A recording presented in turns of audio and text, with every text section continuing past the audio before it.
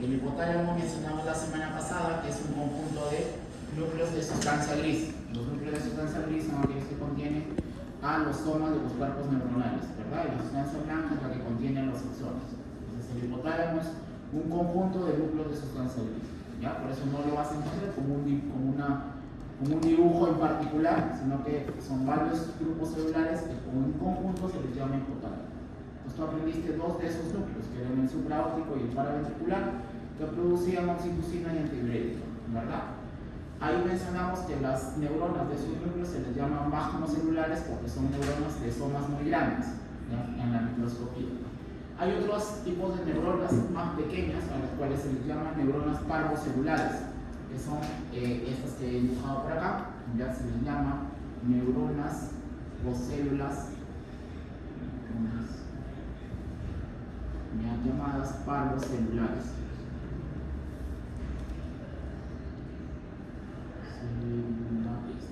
Estas neuronas parvocelulares van a formar otros núcleos que van a producir las hormonas estimulantes y las hormonas inhibitorias. Entonces, el eje hipotalámico oficiario tiene los siguientes componentes. En la parte superior tenemos al hipotálamo. Este hipotálamo de los núcleos va a ejercer control de la glándula hipófisis. Específicamente aquí vamos a hablar del lóbulo anterior, que es la de la hipófisis, porque ya el lóbulo posterior ya lo estudiamos la semana pasada. Entonces el hipotálamo ejerce control de la hipófisis mediante unas hormonas llamadas hormonas liberadoras. Estas hormonas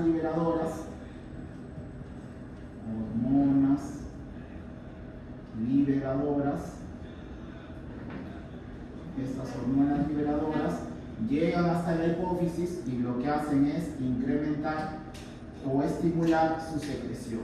Incrementan la secreción de la hipófisis anterior. Hay que recordar que estas hormonas liberadoras suelen ser específicas.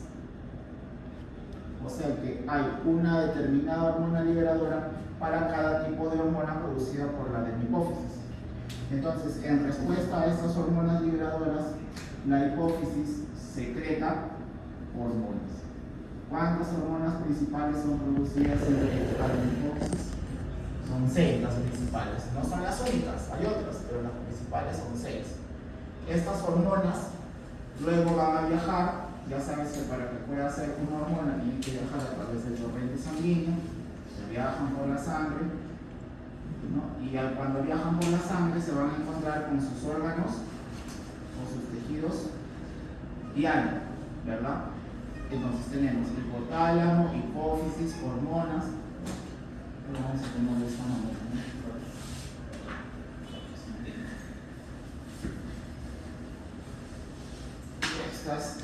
Esta hipófisis produce acá la hormona, se pone la letra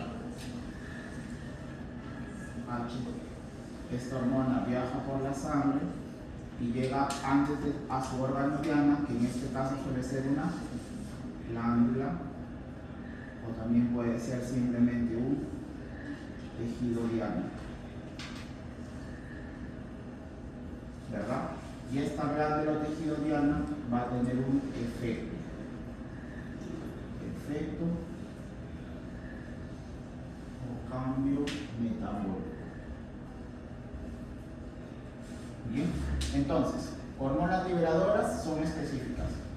Van a llegar a la de hipófisis y aumentan la secreción. La manera de identificarlos, que había mencionado, es que las hormonas liberadoras suelen tener la palabra R en el medio, ¿no? Que es la release, que es para la liberación de determinada hormona. Entonces, por ejemplo, ¿ya? Vamos a poner del hipotálamo a la hipófisis, por decir, va a bajar la TRH. ¿Qué significa la TRH? Hormona liberadora de la tirotropina. ¿Cómo responde la hipófisis? Entonces, esto es positivo. La hipófisis va a responder liberando a la TSH. ¿Qué será? Si R es de liberadora, S es de estimulante, hormona estimulante de la tiroides. ¿Okay? esta hormona estimulante de la tiroides viaja por la sangre y en este caso va a llegar ¿hasta dónde? Hasta la glándula tiroides, ¿verdad? Y la glándula tiroides va a tener un efecto. ¿Cuál va a ser el efecto? Que la tiroides va a liberar a las hormonas T3 y T4. ¿Está bien? Esta hormona T3 y T4 va a producir un efecto o cambio metabólico. Y luego va a haber un proceso de retroalimentación. ¿De qué tipo? Negativo. De tal manera que la T3 y la T4 es sensada por el hipotálamo, también por la de la hipófisis, y también importa el cambio metabólico. No solamente los niveles de T3 y T4, sino que algunos de los cambios metabólicos también van a ser retroalimentación de tipo negativo. Y al hacer retroalimentación de tipo negativa, disminuye la secreción de la misma. ¿Se entiende? ¿Verdad? Esto será entonces retroalimentación. Vamos a escribirlo así. Retroalimentación negativa, que puede ser tanto por algún efecto o por la misma hormona. ¿Ya? Por ejemplo, un efecto de la T3 y la T4 es aumentar el metabolismo basal y la temperatura corporal. Entonces, cuando la temperatura corporal inducida por T3 y T4 está muy alta, eso hace que disminuya la secreción de TRH, de TSH y por tanto de T3 y T4. Ahí lo que cambió fue el efecto. Pero también los mismos niveles altos de 3 y T4 son sensados por el hipotálamo y la hipófisis y también hacen que disminuya su propia secreción. Entonces puede ser por el efecto o por el mismo nivel de la hormona. Otro ejemplo sería, por decir, tenemos en las hormonas sexuales la GnRH, hormona liberadora de la gonadotropinas. ¿Qué libera la hipófisis? FSH y LH. La FSH y LH llegan a el ovario. ¿Y el ovario que produce? Estrógeno y progesterona. El estrógeno y la progesterona inhiben ahora la secreción de GnRH, FSH y LH. ¿Se entiende? Es otro ejemplo. Otro. La GnRH, la hormona liberadora de la hormona del crecimiento, será GHRH. Estimula la liberación de hormona del crecimiento. La GH, la hormona del crecimiento, tiene múltiples órganos diáneos: músculo, hígado, tejido adiposo, huesos, cartílago, muchos. Esos efectos y esos altos niveles de STH luego inhiben la secreción de hormona liberadora de la hormona del crecimiento. Y así se cierra la retroalimentación. ¿Ya? Entonces yo te puedo pedir, ¿no? Dame un ejemplo de el eje hipotálamo hipoficiario tomando como base a la tirotropina, es el que puedes tocar, o tomando como base a la hormona del crecimiento. Entonces la secuencia es la misma, ¿ya? Pero hay que conocer los nombres. Entonces, por ejemplo, acá está RH. Si fuera la hormona de la gonadotropina, ¿cómo sería? GnRH. Si fuera la hormona del crecimiento, GH, el de growth, crecimiento, GHRH. Si fuera de la corticotropina, CRH. Ya sé, pues no es difícil. Esas son las hormonas de tipo liberadores, que como te digo suelen ser específicas según la que quieras que aumente. Ahora, recuerda que por definición estas hormonas viajan por la sangre. Y estas estoy poniendo que también se llaman hormonas, por tanto tienen que viajar también por la sangre. Esa es una diferencia con la neurohipófisis. La neurohipófisis, recuerda que recibe, mejor dicho, pero no bajan por la sangre. ¿Por dónde viajaban? La oxitocina antidiurética. Viajaban por una neurona. Es un transporte axonal, ¿no? Dependiente de energía, es un transporte activo, pero no estaba involucrada la sangre. Cuando ya están en la neurohipófisis, recién ahí pasan a la sangre cuando se liberan. Pero estas se llaman hormonas, entonces tiene que bajar por la sangre, del hipotálamo a la hipófisis tiene que haber una comunicación sanguínea. A eso se le llama, está dibujado por acá, vamos a poner los nombres primero. Esta sería la neurohipófisis,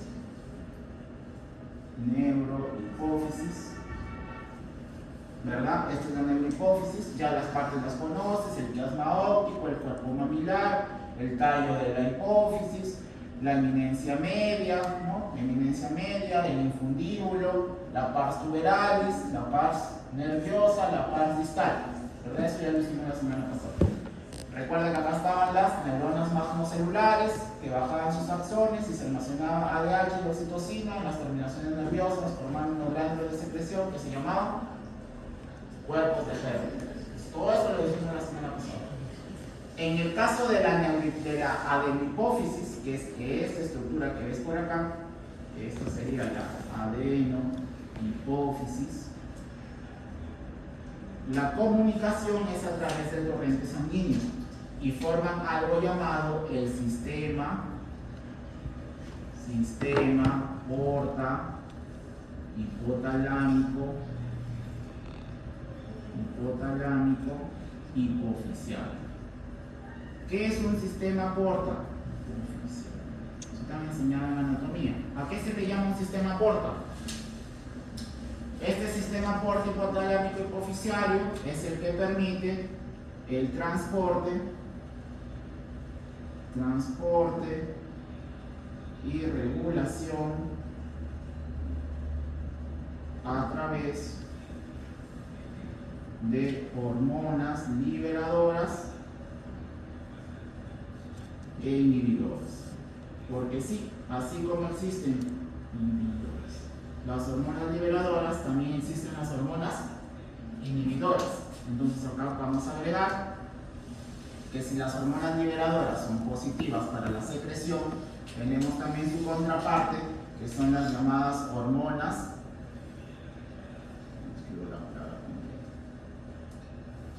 H inhibidora.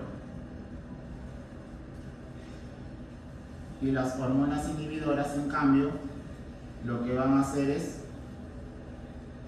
disminuir la secreción. ¿Ok? Entonces, por lo general, así como existe una hormona liberadora, también va a tener su contraparte, que eso será una hormona inhibidora. ¿Y con qué letra la identificas? Con la letra I. Así como R es para liberadora, S es para estimulante, donde veas que en el medio está la I, suele ser inhibidora. ¿Está bien? ¿Se entiende hasta ahí? ¿Alguna pregunta? Ya. Entonces, ¿qué es un sistema porta? Por si acaso, si no se lo han enseñado todavía, un sistema porta es aquel en el que tiene dos lechos capilares continuos. ¿Ya? Normalmente tú tienes arteria, arteriola, capilar, vénula, vena, ¿verdad? Esa es la secuencia habitual. No suele haber capilar, vaso y otra vez capilar. Cuando eso ocurre se llama un sistema porta. El sistema porta más grande y conocido es justamente el de la vena porta hepática, pero no es el único sistema porta. Entonces, un sistema porta es aquel en el que tienes dos lechos capilares uno tras otro. En el caso del hígado ocurre porque tú tienes intestino, llega la arteria mesentérica, y de la arteria mesentérica salen los capilares que llegan al intestino, se absorben los nutrientes y sale la vena mesentérica, ¿verdad? Esa vena mesentérica ya debería regresar al corazón a través de la vena cava, pero no lo hace. ¿A dónde se va? A la porta, a la vena porta hepática, es su nombre completo. Y llega al hígado y ahí forma otro capilar, que vienen a ser los sinusoides hepáticos. Y recién después se vuelven a juntar y llegan a la vena cava. Entonces tienen dos lechos capilares, uno tras otro, antes de llegar al corazón. Cuando eso ocurre, se llaman sistemas porta. ¿Está bien? Este es otro caso de sistema porta, porque hay un lecho capilar en el hipotálamo, se reconstituye otra vez en vasos y llega a formar otro lecho capilar a nivel del hipófisis. Por eso se llama sistema porta hipotalámico hipoficial. ¿Ya? Entonces, ya sabes que es un sistema porta en la circulación. ¿Y para qué sirve? Para que por ahí se transporten y se regulen a través de sustancias liberadoras, perdón, de hormonas liberadoras y de hormonas inhibidoras. ¿Ok? ¿Todo bien ahí? ¿Alguna pregunta? ¿Se entendió? Ya, entonces dicho eso ya podemos hablar de las principales acciones de las hormonas. Acá vamos a dar las pautas generales porque luego cuando hablemos del sistema reproductor, cuando hablemos de tiroides, otra vez los vamos a mencionar porque como ves, todo depende del hipotálamo hipófisis. Bien, entonces en el caso de la hipófisis tenemos a las células basófilas. Las células basófilas son de tres tipos. Primero tenemos a las células llamadas corticotropas. Okay. Las células corticotropas son un tipo de célula basófila. Estas células corticotropas se van a encargar de producir, ¿cómo se llama su hormona? Producen la hormona adrenocortical. adrenocorticotropina, ¿ya? O más conocida simplemente como ACTH. La adrenocorticotropina va a deriva de una preprohormona llamada la melanocortina, cuyas siglas son POMC, ¿ya? La melanocortina, que es una preprohormona. De la melanocortina, que es sintetizada en el REM y empaquetada en el Golgi, van a derivar de esta derivan 3 hormonas. ¿Cuáles son esas 3 hormonas? La primera es la ACTH, la adrenocorticotropina, o estimulante de la corteza suprarrenal. Sin más deriva la beta-endorfina, que es un analgésico natural, ¿ya? Y deriva también la hormona estimulante del melanocito. ¿Dónde están los melanocitos? También llamada simplemente MSH, para que te quede claro que donde veas una S en el medio es estimulante, hormona estimulante del melanocito, ¿ya? Esas 3 hormonas derivan de la propia melanocortina. De ellas la más importante, pues lógicamente, es la ACTH, ¿ya? No te olvides, escríbelo por ahí. La beta-endorfina es un analgésico natural, calma el dolor, y la hormona estimulante del melanocito, como su nombre indica, estimula los melanocitos, y los melanocitos son las células que producen la melanina en la piel y son las que producen la hiperpigmentación de la piel, ¿ya? Entonces, estas células corticotropas van a recibir un estímulo. ¿Cuál es el estímulo para la producción de la adrenocorticotropina? Pues va a ser su hormona estimulante, que sería la CRH. ¿La CRH de quién la produce? El hipotálamo. Ya quedó claro que es el eje hipotálamo hipoficiario. Pues, ¿qué significa CRH? Hormona liberadora de la corticotropina, que vendría a ser la ACTH. ¿Está bien? Entonces, ¿cuáles son las funciones de la ACTH? Funciones de la ACTH. La función de la ACTH es estimular, como su nombre indica, adrenocorticotropina, corteza de la glándula adrenal. Entonces será estimular la producción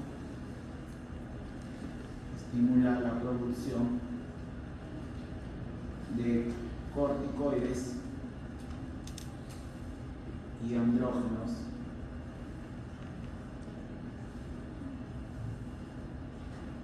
en la corteza suprarrenal. Esa es la función de la adrenocorticotropina. ¿Cuál será la función de la MSH? ¿Cuál será la función de la MSH? Hormona estimulante del melanocito, estimula el trofismo. Por si acaso, la palabra trofismo indica crecimiento, desarrollo y proliferación, ¿ya? Estimula el trofismo de los melanocitos. ¿En qué capa de la piel se encuentran los melanocitos? ¿En qué estrato? Basal, granular, espinoso, córneo, glúteo. ¿En qué estrato están? Basal, no dudes, ¿ya? Están en el estrato basal.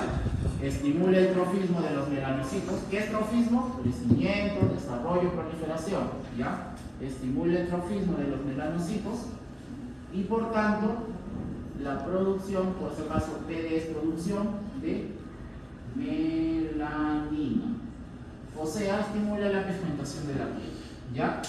En la enfermedad de Addison, que es la insuficiencia córtico suprarrenal primaria, que creo que les di un caso como les di de COM, ¿no? ¿Ya? Bueno, eso ya lo veremos mañana en glándula suprarrenal, pero por si acaso en la enfermedad de Addison, como hay déficit de cortisol, ¿cómo estará la ACTH? ¿Elevado o bajo? Por retroalimentación. Si hay déficit de cortisol, ¿cómo estará la ACTH? ¿Elevado o bajo? No, eso es retroalimentación. Si el cortisol está en el suelo, la ACTH estará por retroalimentación, ¿cómo estará? Si es primaria, si el problema es primario y el cortisol está bajo, la ACTH está. No dudes, eso ya no puedes dar, si no has entendido hasta ahora endocrino. Si el cortisol está bajo, porque la glándula no lo produce, ¿qué hará el cuerpo? ¿Produce más o menos ACTH? Más, porque quiere compensar. No lo logra porque el problema está en la glándula, pero manda más ACTH tratando de que el cortisol suba. Si el problema es primario, eso se llama enfermedad de Addison. Hay déficit de la producción de cortisol. Entonces la ACTH estará alta.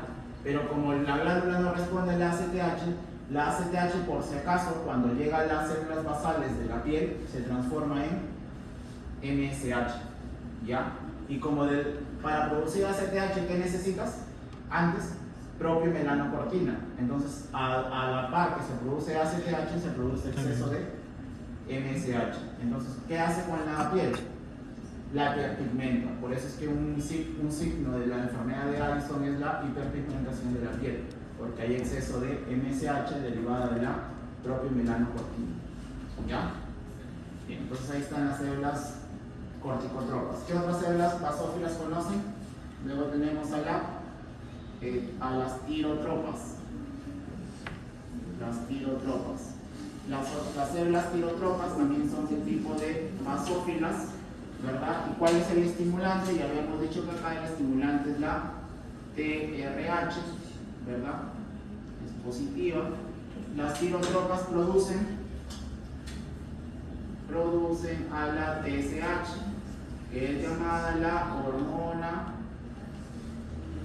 estimulante de la glándula tiroides,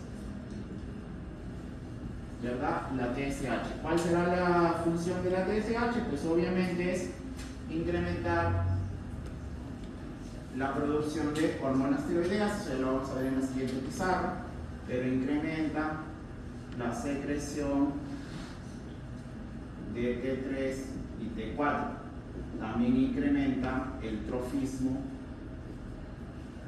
de la glándula tiroides, o sea, hace que crezca, la hipertrofia, hace que sea más grande.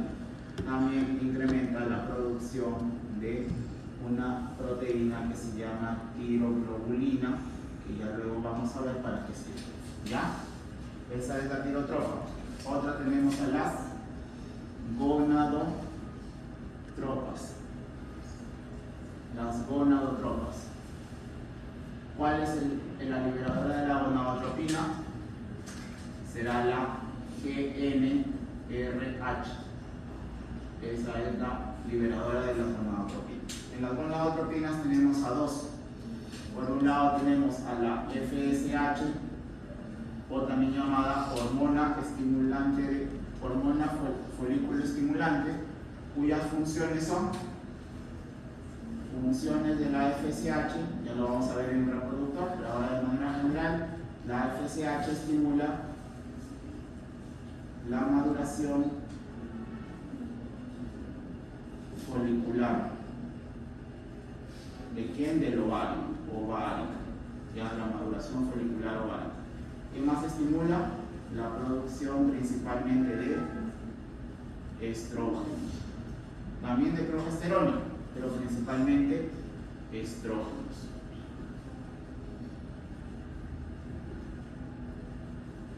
Ok, esa es la FSH. Luego tenemos a la luteinizante, ¿ya? La hormona luteinizante. ¿Cuál es su función?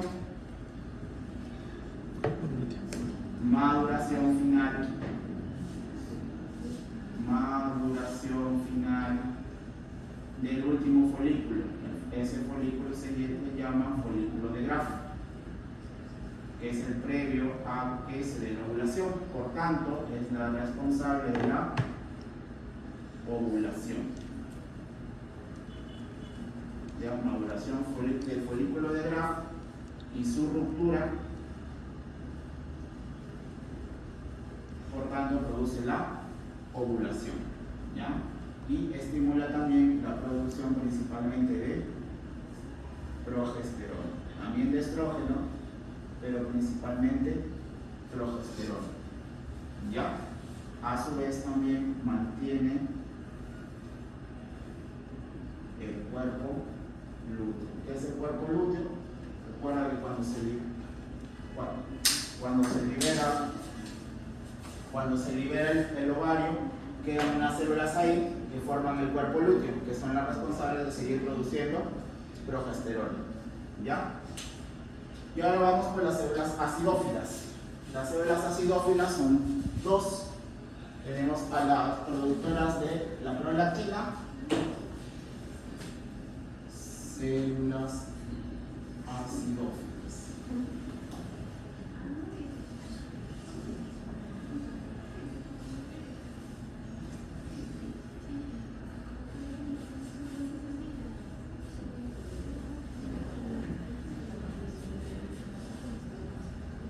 Bien, las células acidófilas entonces, chicos, son dos, ¿no? Tenemos a las lactotropas,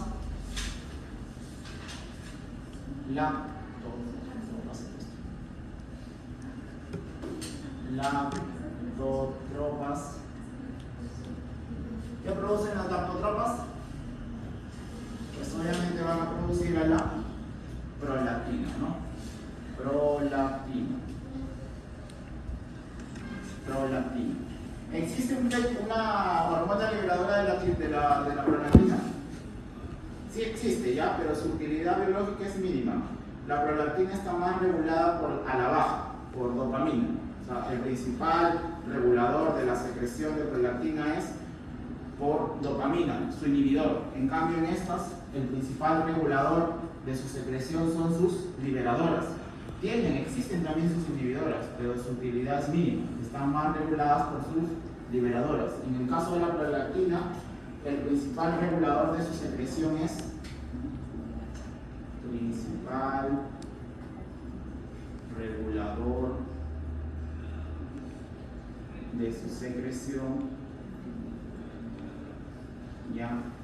es la dopamina. ¿Y dónde es producida la dopamina? En el hipotálamo, también en otros tejidos aledaños se produce dopamina. ¿Ya? La dopamina entonces es inhibidor o estimulante. Es inhibidor.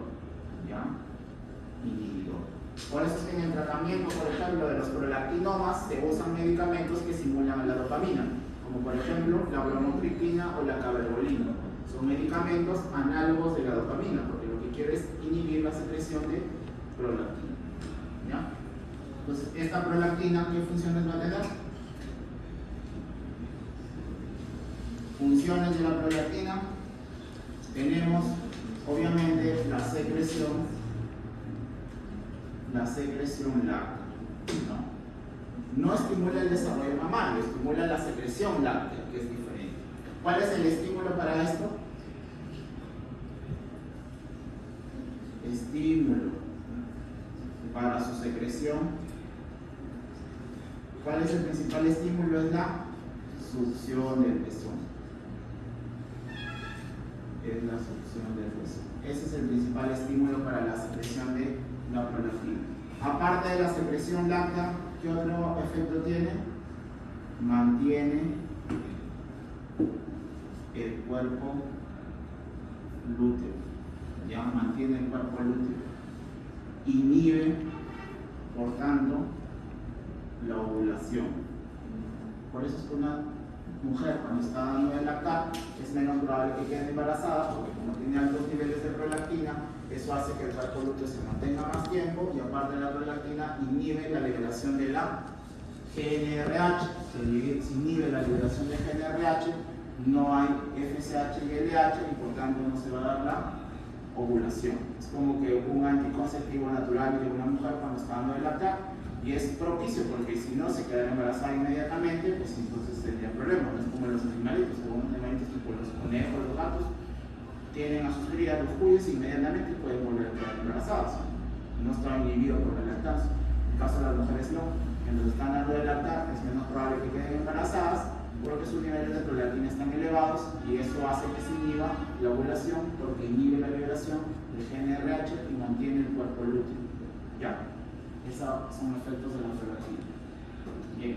Luego tenemos ahora a las somatotropas. Las somatotropas. Las somatotropas son las responsables de producir ahora la hormona del crecimiento, ¿verdad? Producen hormona del crecimiento. ¿Cuáles son las siglas por hormona del crecimiento? Es TH, ¿verdad? Hormona del crecimiento. Pero ¿cuál es la otra sigla? Hormona del crecimiento, pero también se le llama somatotropina. Esta somatotropina, sus siglas son STH. Son lo mismo, ¿ya? Las preguntan indistintamente. GH, hormona del crecimiento, o su sinónimo somatotropina o STH, ¿ya? Pues como su nombre indica, es la que es responsable del crecimiento, pero no es la única función que van a tener. Entonces la secuencia viene así. La hormona del crecimiento o somatotropina ya tiene por funciones.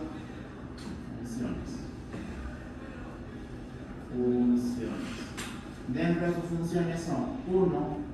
Estimula el desarrollo o el trofismo. Recuerda que el trofismo es el desarrollo de los condrocitos. ¿Dónde están los condrocitos? En las metáfisis. ¿Dónde están las metáfisis? Bueno, no solo hay condrocitos, ¿no? Pero vamos a hablar ahora de los condrocitos de las metáfisis, de los huesos largos. Entonces se estimula por eso el crecimiento óseo.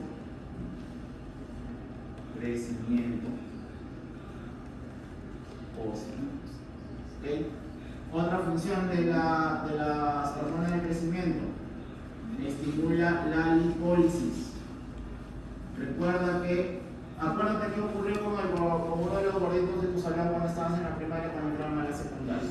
¿Qué pasó? Bajó de peso y creció. ¿Ya? ¿Por qué? Porque la hormona de crecimiento tiene una liberación alta desde el nacimiento, incluso desde la época fetal, y va aumentando linealmente hasta que entras a la pubertad. En la pubertad es el pico de la hormona de crecimiento. Entonces, como estimula la lipólisis, todo el tejido adiposo se libera ácidos grasos, y esos ácidos grasos los usa el cuerpo para producir energía. Entonces se estimula la lipólisis. Si estimula la lipólisis, ¿qué hace con los ácidos grasos? Los eleva los ácidos grasos en sangre. ¿Ok? Por eso, si te preguntan, ¿la hormona de crecimiento estimula la producción de energía basada en ácidos grasos? Verdadero. ¿Ya? Por otro lado, la hormona de crecimiento también tiene efecto en el metabolismo de los carbohidratos. Se va al hígado y estimula la gluconeogénesis. Tiene sentido, porque si has liberado ácidos grasos, de nada te sirve que los liberes si no los vas a transformar en glucosa para poder obtener energía. Por tanto, si favorece la gluconeogénesis, será hipo o hiperglicemiante. Es hiperglicemiante. Induce hiperglicemia. Y induce hiperglicemia de muchos mecanismos, porque estimula la gluconeogénesis y además porque disminuye la utilización de glucosa. ¿Ya? Disminuye la utilización de glucosa. O sea, ¿y por qué disminuye la utilización de glucosa? Porque va a tratar de consumir los ácidos grasos. Entonces, cuando tú tienes los sustratos, ácidos grasos y glucosa, ¿qué va a consumir primero el cuerpo? ¿Qué es más fácil de metabolizar? Los carbohidratos, porque este es el ciclo de Krebs, la cadena respiratoria, la glucólisis. Pero la hormona de crecimiento no, prefiere quemar los ácidos grasos. Por tanto, para poder quemar los ácidos grasos, inhibe la utilización de glucosa. ¿Está bien? Es hiperglicemiante. ¿Qué otros efectos tiene la hormona de crecimiento? El anabolismo. ¿Qué es anabolismo? ¿Y qué es catabolismo?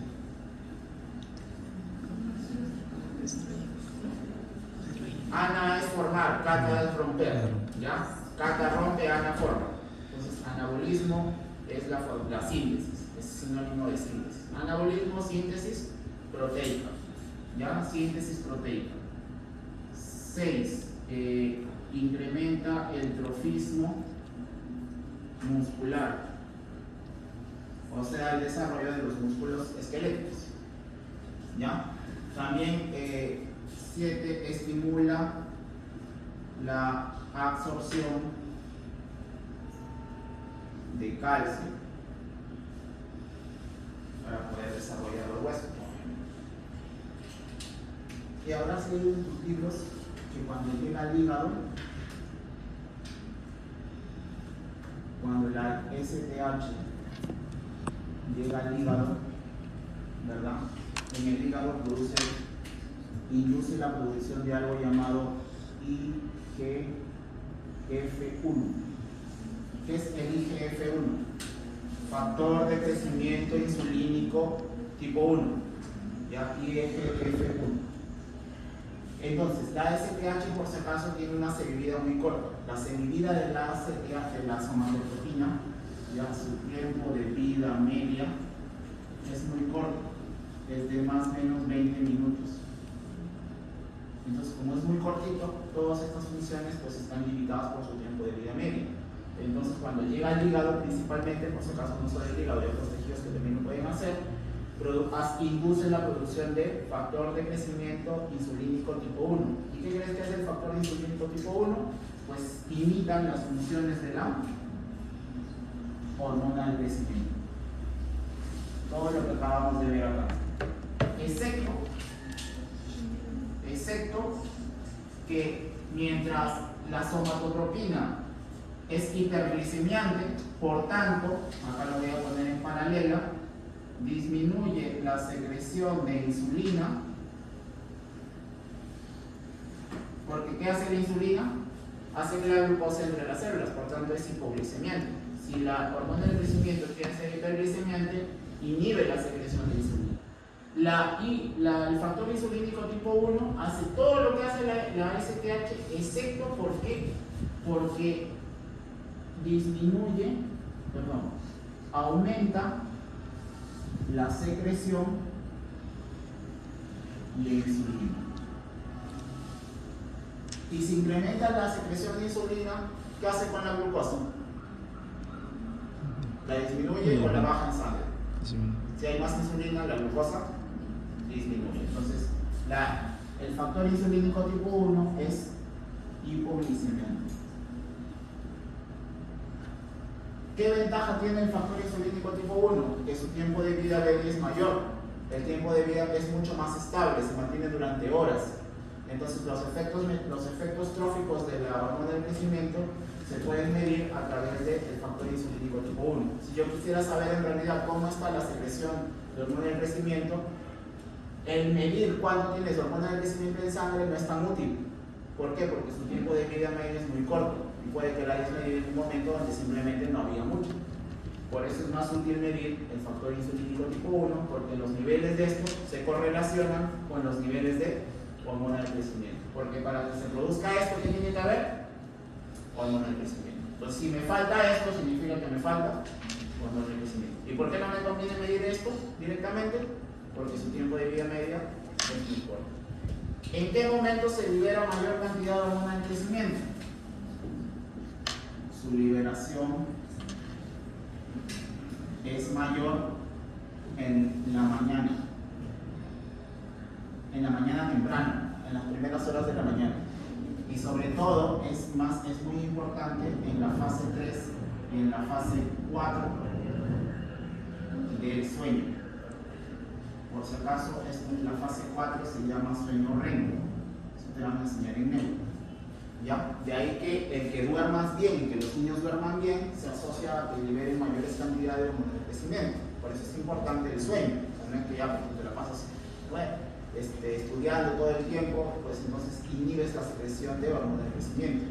¿Ya? La hormona del crecimiento se libera sobre todo en la fase 3 y en la fase 4, que es el sueño profundo, porque te ha pasado que a veces duermes, pero es como que te levantas y sigues cansado, probablemente porque la mañana mayor parte de tu sueño es sueño ligero, no llegas a la fase 3 y 4. En la fase 3 y 4 es cuando mayor cantidad de hormonas de crecimiento se libera. A veces, pero yo ya crecí, o mejor dicho, yo ya no crecí mucho. Entonces, ¿y ahora para qué sirve el hormona de crecimiento? Pues sigue funcionando para todo lo que ves ahí. Entonces, no es que porque ya dejaste de crecer, aún necesitas trofismo muscular, aún necesitas calcio, tus huesos ya no crecen, pero se siguen recambiando su matriz ósea, aún necesitas hacer lipólisis, aún necesitas hacer gluconeogénesis. Y eso por mencionar algunas de las funciones. Ahí podrías agregar, también estimula el trofismo de las vísceras abdominales, mejor cópialo, ¿ya? Trofismo de las vísceras abdominales, pues, crecimiento y desarrollo. ¿Ya? Tiene incluso funciones neurológicas, hay muchas otras funciones. Entonces en los adultos sigue cumpliendo una función. ¿Ya? Entonces sí es importante. ¿Qué factores inhiben la secreción de la hormona del crecimiento? Pues el estimulante, ya sabes que es, ¿cómo se llamaba el estimulante? Es la GHRH, ¿verdad? Hormona liberadora de la hormona del crecimiento. Esa será positiva. ¿Qué otro estímulo es positivo para la hormona del crecimiento? Por si acaso, la hipoglicemia. Hipoglicemia. Cuando entras en hipoglicemia, libera la hormona del crecimiento. Por tanto, ¿el ayuno estimula la liberación de la hormona del crecimiento? Sí, porque el ayuno hace que estés en hipoglicemia. ¿Ya? ¿Qué más? La grelina. ¿Te acuerdas de la grelina? Que es la inductora del apetito liberada por el estómago. Tiene lógica, porque si la grelina te va a hacer dar hambre, entonces significa que vas a comer más. Y si vas a comer más, tienes exceso de sustratos. ¿Y para qué va a servir esos sustratos? Pues para crecer, entonces, o para desarrollar. Entonces se necesita que liberes hormona de crecimiento. Ya esos son estimulantes, la GnRH, la hipoglicemia, la grelina. ¿Y cuáles son inhibidores? Falta uno muy importante: los aminoácidos. Los aminoácidos elevados en sangre estimulan también a la liberación de la hormona de crecimiento. Y ahora te explico por qué es muy importante. ¿Y cuáles son inhibitorios? Lo ponemos en otro color. ¿Cuáles van en contra? A la cabeza, la somatostatina. ¿Ya? Obviamente la hiperglicemia. Obviamente el déficit de aminoácidos, ¿verdad? Tiene sus consecuencias. También el exceso de ácidos grasos. Porque recuerden que la hormona del crecimiento eleva los ácidos grasos. Si hay demasiados ácidos grasos, inhibe más bien la secreción de hormona del crecimiento. ¿Ya? Esos son los principales. ¿Ok? ¿Y por qué eso es importante? Porque en una persona, en un niño, si tú todo el tiempo le estás dando dulces o azúcares simples, ¿no? O lo tienes gordito, si está gordito, ¿cómo están sus ácidos grasos? En sangre. Probablemente estén elevados. Entonces su liberación de hormona del crecimiento está inhibida. Por eso es que la obesidad infantil se asocia a talla baja. Si tú tienes un niño con obesidad y está todo el tiempo con la insulina, con la glicemia alta, porque tú le das con chocolate, dulce, porque así le dan para que se caigan, gaseosas, esas cosas, todo el tiempo lo mantienes con la glucosa alta. Si la glucosa está alta, ¿qué pasa con la liberación de la liberadora de la hormona del crecimiento? El estímulo es que esté baja. Si la tienes alta, ¿se libera? No, disminuye su liberación y también está asociado a talla baja. Por eso es que la obesidad infantil está asociada a retraso del desarrollo psicomotor. Pues por eso no es, está más gordito, está más bonito, más sanito. No, está obeso. También hay obesidad infantil. ¿Ya? Esa es una explicación. ¿Por qué te decía que es importante recordar los aminoácidos? Porque el niño puede que esté sano, puede que el niño tenga una liberación adecuada, pero ¿de qué depende que tú crezcas? ¿Solamente de tu hormona de crecimiento? No, depende de lo que comas al final. Porque tú puedes tener tu eje hormonal funcionando, pero para crecer, ¿qué necesitas? Sustratos. ¿Qué pasa si tienes un niño al que solo su dieta es rica en carbohidratos, como ocurre en la población del Perú? O a lo mejor dicho, en las poblaciones pobres en general, en cualquier lugar del mundo. Porque los carbohidratos son más baratos que las proteínas. No tengo ahora 1 kilo de arroz, 1 kilo de carne. 1 kilo de arroz, ¿no? Entonces su dieta es rica en carbohidratos. ¿Qué pasa con su glicemia? Está todo el tiempo elevada. Entonces, como su glicemia está totalmente elevada, su liberación del hormona de crecimiento está inhibida. Si la glicemia está alta, ¿cómo está la insulina?